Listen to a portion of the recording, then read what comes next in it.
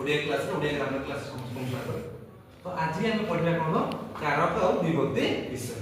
को विषय रे कारक और विभक्ति। प्रथम हम जानिबा जे कारक बोली जिंसटी कोन अछि। ओडिया ग्रामर रे तुम कारक न जानिबो ताहले विभक्ति विषय रे जानि परिबो। तो प्रथम हम जानिबा कारक तो हम संज्ञा कहूची वाक्य रे क्रियापद सहित अन्य जो विभिन्न पद माने रहिले तांकर संबंध कोन कहे कारक बोली। बुझला ना ताको हम का माध्यम रे जानिबा उदाहरण माध्यम रे हमें जानिबा। तो ଗୋଟେ वाक्य ଦେଇଛି राजा प्रभाତରେ भिक्षुକ ମାନଙ୍କୁ ରାଜକୋଷରୁ ସ୍ୱହସ୍ତରେ ଗାଈ ଗୁଡ଼ିକୁ ଦାନ କଲେ। वाक्य कोन କହିଲା राजा प्रभाତରେ भिक्षुକ ମାନଙ୍କୁ ରାଜକୋଷରୁ ସ୍ୱହସ୍ତରେ गाई गुडी को दान कले। एटा हला हमर ओटे वाक्य। अच्छा तुम देखिलो मु ଗୋଟେ प्रश्न तुम पचारली तार उत्तर तुम माने मते दब। अच्छा किए दान कले राजा दान कले। ताले राजा एटी कोन कर्ता काई ना कर्ता किए जे कामटा को करे से हला कर्ता हला। से भी दि प्रकार अछि प्रयोजनात्मक कर्ता अछि हम सेटा को पर केबे देखिबे। तापर कोन हला कोन राजा दान कले गाई गुडी को दान कले। ताले गाई गुडी दबा ताकर कोन सेटा कर्म गाई गुडी।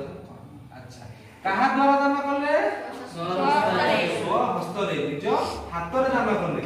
ताले कोथि दान कले स्वहस्तरे। सेटा कोन ओटा करण रे जीव कोथि करण।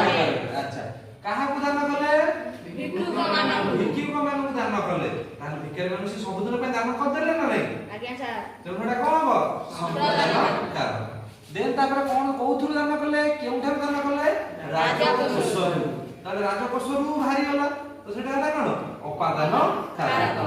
तापर कोन अछि केते बेला दान कले प्रभातरे। प्रभातरे माने कोन प्रत्युषर बा सकाळे।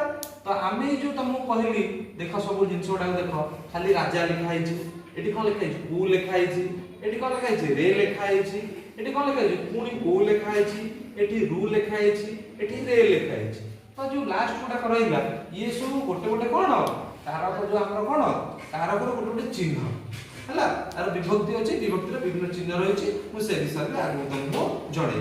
तो आमे प्रथमे एबे कोन जानिले ना कारक काहा को कहै जाय बा कारक रो संज्ञा विषय रे जानिले। कारक रो संज्ञा कोन कहबे वाक्य रे क्रियापद सहित अन्य पद मानकर जे संपर्क थाए ता कोन कहै जाय कारक। ए कारक तान केते प्रकार रहले 6 प्रकार। केते प्रकार 6 प्रकार कोन कोन कर्ता कारक कर्म कारक कर्म कारक संप्रदान